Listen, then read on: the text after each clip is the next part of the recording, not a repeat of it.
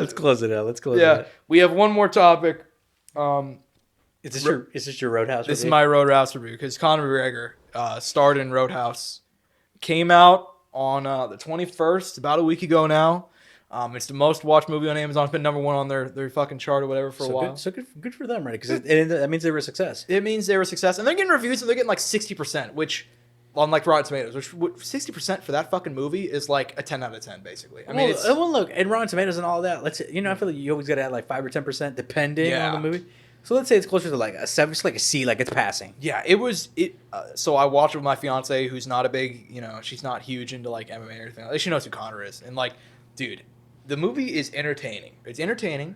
Okay. And the second Conor McGregor doesn't come in until probably like 40 minutes in the movie. Just a little small spoiler. It doesn't really matter. But he comes in about 40 minutes in.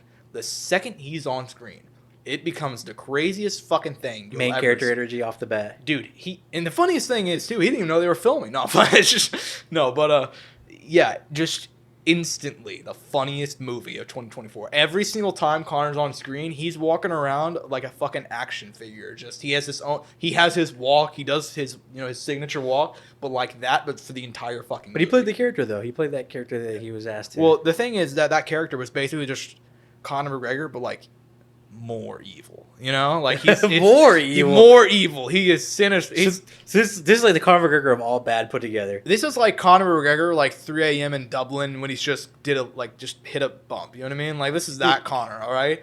And he hasn't slept in 4 days. Okay.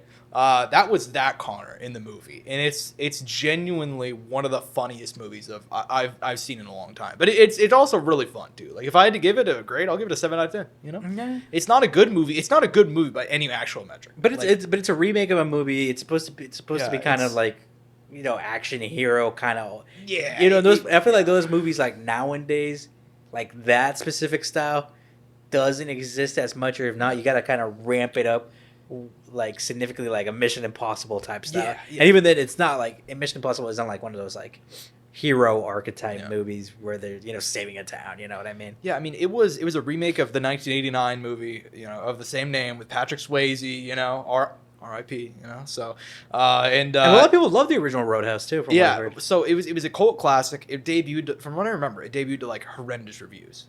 So, they're already doing better in that aspect. But there's a lot of old movies like that people still enjoy, though, that maybe weren't the best, like critically acclaimed films, dude. Exactly. And it was an 80s movie, and it's just like that. It's super cheesy. It's the most unserious movie I've seen of all time. Which is fine. Which is a great thing. By the way, how was the UFC scene? Because, we obviously saw that happen. So we did see that one happen, and I don't want to give it away, but they did it well. They did it well. I mean,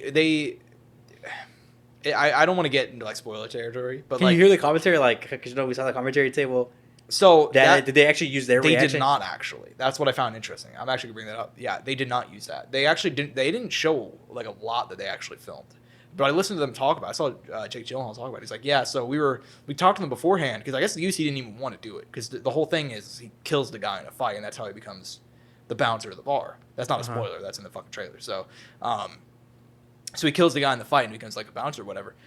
Like the UFC didn't want to do it, and they were originally going to go with like CFFC or some shit, some smaller promotion. Yeah, UFC eventually signed on last minute, and they're like, hey, depending on the fights, you got like 8 minutes to film. You guys got to do this all like one take, and they did one take, and it turned out pretty good. So it was cool. I mean, it wasn't like. It was a really fun movie. Like whenever you watch it, you'll be like, oh shit! Like it's a very dumb movie, but the action scenes are done like pretty well. It's a cool movie. It's very fucking stupid, but yeah. For what it is, it works. You throw it on. You take some ELYXR Delta 8s with code Soundoff at checkout for 10% off, all caps, and you have a fun night, man. It's by every metric, it's not a good movie, but it's a fun movie. I'll put it like that. Anything else you want to talk about before we go ahead and close out, man? No, man. I mean, that's it. I'm excited to come back next week and recap this card.